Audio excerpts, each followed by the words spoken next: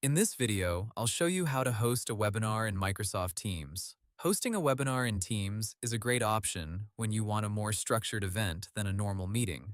Microsoft says Teams webinars are designed for registration-based events where you can invite presenters, collect attendee signups, manage access, and review reports afterward. Microsoft also notes that, by default, anyone who can schedule a Teams meeting can usually schedule a webinar, although some organizations may limit that through admin settings. First, open Microsoft Teams and go to the Calendar tab. At the top, click the drop-down arrow next to New Meeting, then choose Webinar. This opens the webinar setup page. From there, enter the title, date, start time, end time, and description. You can also add co-organizers and presenters so other people can help run the event. Microsoft's Webinar Setup Guide says this is the standard way to create a webinar in Teams. Next, Setup Registration. Microsoft says webinars can be public, which allows people inside and outside your organization to register, or limited to your organization if you want to keep registration internal. You can also customize the registration form and configure settings like event capacity. After that, publish the event and share the registration link by email, social media, or anywhere else you want people to sign up.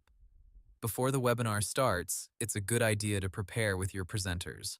Microsoft recommends using the green room, which gives organizers and presenters a private space before the event to test microphones, cameras, screen sharing, and other settings. This helps you make sure everything is working before attendees join. Microsoft also suggests allowing a little extra time before the attendee start time so presenters can get ready together. When it's time to begin, join the webinar from your team's calendar and start the session. During the webinar, presenters can share content, interact with the audience, and use tools like polls to keep people engaged. Microsoft says attendees receive a join link by email after registering, and organizers can control the overall event experience more closely than in a standard meeting. After the webinar ends, go back to the event in Teams to review and download the webinar reports.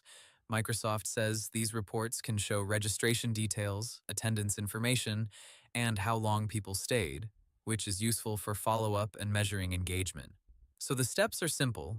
Open Calendar, choose Webinar, enter the event details, set up registration, prepare in the green room, run the event, and review the reports afterward. That's how to host a webinar in Microsoft Teams. Hope the tutorial was helpful. Subscribe to my channel and see you in the next video.